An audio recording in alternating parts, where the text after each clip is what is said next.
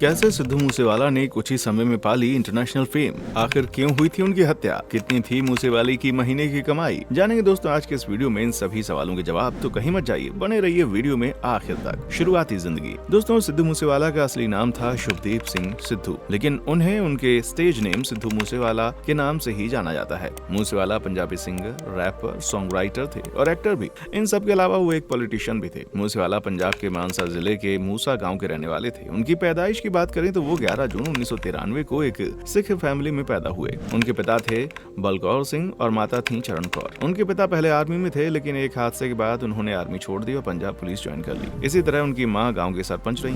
Music industry और education. दोस्तों मूसेवाला की म्यूजिक इंटरेस्ट की बात की जाए तो मूसेवाला जब सिर्फ 6ठी क्लास में पढ़ते थे तभी से उन्होंने हिप हॉप म्यूजिक सुनना शुरू किया था और आगे चलकर हरविंदर बिट्टू से म्यूजिकल स्किल हासिल की। इसके अलावा वो अमेरिकन रैपर तुपाक अमार शकूर से काफी ज्यादा एडमायर और इन्फ्लुएंस थे। लेकिन 6ठी क्लास में ही म्यूजिक में उनका इतना इंटरेस्ट देखकर उनके माता पिता चाहते थे कि वो अपनी पढ़ाई पूरी कर लें। उनके एजुकेशन की बात करें तो लुधियाना के गुरु नानक देव इंजीनियरिंग कॉलेज से 2016 में उन्होंने इलेक्ट्रिकल इंजीनियरिंग में ग्रेजुएशन की। बाद में अपनी पढ़ाई के बाद मूसेवाला ब्रैम्पटन, ओटारियो, कनाडा चले गए। कैसे पड़ा मूसेवाला नाम? वेल दोस्तों आगे बढ़ने से पहले सिद्धू मूसेवाला के नाम मूसेवाला से रिलेटेड इंटरेस्टिंग फैक्ट बता देता हूँ। उनका नाम आखिर मूसेवाला कैसे पड़ा? दरअसल हुआ यूं कि लुधियाना में इलेक्शन कैंपेन के दौरान उन्होंने खुद को मूसेवाला कहते हुए कॉल किया था, क्योंकि उनके गांव का नाम मूसा था। इसके बाद वो अपने इसी नाम से लोगों के बीच में पॉपुलर हो गए, तो इसके चलते उन्होंने भी इसी नाम को अडॉप्ट कर लिया। इसके अलावा सिद्धू मूसेवाला चाहते थे कि उनको उनके गांव के नाम से पहचाना जाए। Music career. चलिए लौटते हैं उनके करियर पर। उनके करियर के बारे में आपको बता दें कि जिस समय वो कॉलेज में थे उसी दौरान उन्होंने अपना खुद का गाना लॉन्च करने का मन बना लिया, लेकिन उस समय तक मूसेवाला सिर्फ गाते थे, लिखते नहीं थे। इसीलिए उन्होंने राइटर की खोज करना शुरू किया जो उनके लिए गाना लिख सके। इसके लिए उन्होंने कई सारे राइटर से कॉन्टेक्ट किया, लेकिन कोई उनके लिए गाना लिखने के लिए राजी नहीं हुआ। लेकिन फिर एक दिन राइटर के साथ बातचीत बनती नजर आई। राइटर ने हामी भर दी कि वो उनके लिए गाना लिख देगा और उसने उन्हें अपने घर आने के लिए कहा। लेकिन जब मूसेवाला उनके वहां पहुंचे तो राइटर ने टाइम न होने की वजह से किसी और दिन मिलने की बात कही। राइटर का ऐसा बिहेवियर सिद्धू को पसंद नहीं आया और उन्होंने फैसला किया कि वो खुद ही अपने गाने लिखेंगे और इसके बाद उन्होंने अपने खुद के गाने लिखने शुरू कर दिए। ऐसे उनके लिखे कुछ एक गाने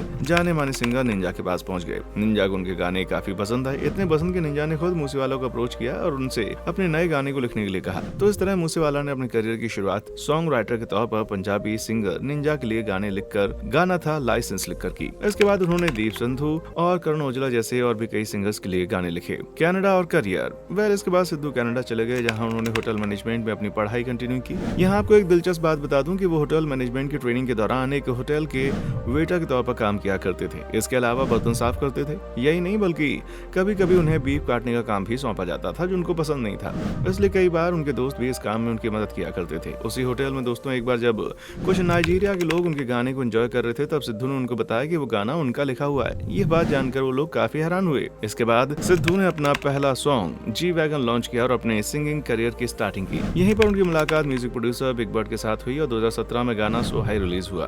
that was a gangster rap collaboration with Big Bird, जो कि बहुत बड़ा हिट साबित हुआ। इसके बाद उन्होंने 2018 में अपनी पहली डेब्यू एल्बम PBX1 भी लॉन्च की। इस एल्बम के गानों की बदौलत उन्होंने न सिर्फ इंडिया बल्कि इंटरनेशनल लेवल पर भी पॉपुलैरिटी मिली। उस समय इस एल्बम को न सिर्फ कैनेडियन म्यूजिक एल्बम की लिस्ट में जगह मिली बल्कि इसे ब्रिट एशिया टीवी म्यूजिक अवार्ड भी मिला। इसके बाद कुछ और गाने उन्होंने कनाडा में लॉन्च किए जो वो भारत में बाद में वापस आ गए। इंडिया, करियर और कमाई। उन्होंने कनाडा में रहने के दौरान शो भी किए। इसके बाद जब वो इंडिया लौटे तो 2018 से उन्होंने इंडिया में भी लाइव शोज करने शुरू किए। बता दें सिद्धू गाड़ियों का काफी शौकीन थे। उनके पास थार, मर्सिडीज, फॉर्च्यूनर और जीप जैसी गाड़ियां थी। यही नहीं वो पोल्ट्री फार्मिंग का बिजनेस करते थे। अगर म्यूजिक के जरिए होने वाली कमाई की बात की जाए तो हर महीने 35 से 40 लाख कमा लिया करते थे। उनकी कुल प्रॉपर्टी की बात करें तो तकरीबन 30 करोड़ की संपत्ति उनके पास थी। कंट्रोवर्सी। वेल जहां एक तरफ मूसेवाला अपनी सिंगिंग और राइटिंग की वजह से नेम और फेम दोनों हासिल कर रहे थे, वहीं दूसरी तरफ उनके इन्हीं सॉन्ग्स और राइटिंग्स की वजह से कुछ इश्यूज भी खड़े होने लगे थे। बता दें गन कल्चर को बढ़ावा देने के आरोप उन पर लगे। सितंबर 2019 में उनका गाना जट्टी जियो ने टर्निंग दी गन वॉर की रिलीज हुआ जो 18वीं शताब्दी की सिख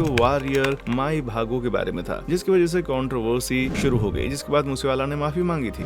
मेरे तो गलती होगी जी, मैं तो उस चीज में एक्सप्लेन नहीं करूंगा दोबारे भी मैं क्यों किया जी। मैं गलत नहीं है, मैं कहना जी मैं जमी गलत हाँ है ठीक है जी मेरे तो गलती होगी, मैं नाल जी ਜਦੋਂ मैं उठिया मैं की कर सकता सी, मैं माफी मंगी। इसी तरह 2020 के दौरान उनका एक वीडियो काफी वायरल हुआ जिसमें वो पुलिस वालों के साथ थे और एक AK-47 चला रहे थे। इस वीडियो के वायरल होने के बाद उस वीडियो में मौजूद 6 पुलिस वालों को सस्पेंड कर दिया गया और मूसेवाला पर भी कार्रवाई की गई, जबकि उन पर आर्म्स एक्ट की 2 धाराओं के तहत मामला दर्ज हुआ। पॉलिटिक्स में एंट्री। इसके बाद सिंगिंग के साथ साथ वो एक्टिंग और प्रोडक्शन की फील्ड में भी हाथ आजमाने लगे थे। वो यही नहीं रुके, उन्होंने पॉलिटिक्स में भी हाथ आजमाना चाहा और इंडियन नेशनल कांग्रेस के मेंबर बन गए और 2021 में मूसेवाला ने इलेक्शन लड़ा, लेकिन वो इसमें 60,000 से ज्यादा वोट से हार गए। इसके बाद 2022 में उन पर धारा 188 के तहत चार्जेस लगे क्योंकि उन्होंने घर घर जाकर चुनाव आचार संहिता का उल्लंघन किया था। हत्या का दिन 29 मई 2022 को सिद्धू मूसेवाला पर जानलेवा हमला हुआ और अज्ञात हमलावरों ने उनकी गोली मारकर हत्या कर दी। यह अटैक उस समय हुआ जब पंजाब सरकार ने पूरे पंजाब से 424 वीआईपीज के सिक्योरिटी कवर को हटाया। पंजाब सरकार की तरफ से मूसेवाला को 4 कमांडो सिक्योरिटी के लिए दिए गए थे, जिनमें से 2 को 28 मई को हटा लिया गया था और 29 मई की शाम करीब 4 बजे वो अपने घर से बिना सिक्योरिटी के निकल गए और करीब 1 घंटे बाद शाम के 5:30 बजे उन पर हमला हो गया। इस हमले में सिद्धू मूसेवाला की मौके पर मौत हो गई और उनके साथ ही गंभीर रूप से घायल हो गए। हत्या की वजह। हत्या के बाद सोशल मीडिया के जरिए हत्या की जिम्मेदारी लॉरेंस बिश्नोई गैंग ने ली। इस गैंग के गोल्डी बरार का कहना था कि गोल्डी के करीबी विक्की मिजुखेड़ा की हत्या में मूसेवाला का कनेक्शन था, इसलिए मूसेवाला की हत्या उसका बदला था। पुलिस का दावा था कि 8 हमलावरों ने मूसेवाला पर हमला किया। क्राइम स्पॉट पर 3 AK-94 रशियन राइफल की गोलियां मिली थी, जबकि पंजाब में AK-94 का इस्तेमाल काफी रेयर है। मीडिया रिपोर्ट्स के मुताबिक गैंगस्टर लकी पटियाला का करीबी सहयोगी था और विक्की मिजुखेड़ा हत्याकांड में संदिग्ध था। पुलिस की कार्रवाई में SSP मानसा ने मीडिया को दिए बयान के दौरान गैंगवार के संकेत भी दिए। वेल दोस्तों, मूसेवाला की हत्या का सच चाहे जो भी हो, लेकिन इस बात को नजरअंदाज नहीं कर सकते कि पंजाबी इंडस्ट्री ने एक नया स्टार सिंगर खो दिया। खैर, आपको सिद्धू मूसेवाला, उनकी कहानी या उनकी हत्या को लेकर क्या कहना है, कमेंट सेक्शन में आकर बताएं। वीडियो पसंद आए तो वीडियो को लाइक और शेयर करें, चैनल को सब्सक्राइब करें। देखने के लिए शुक्रिया।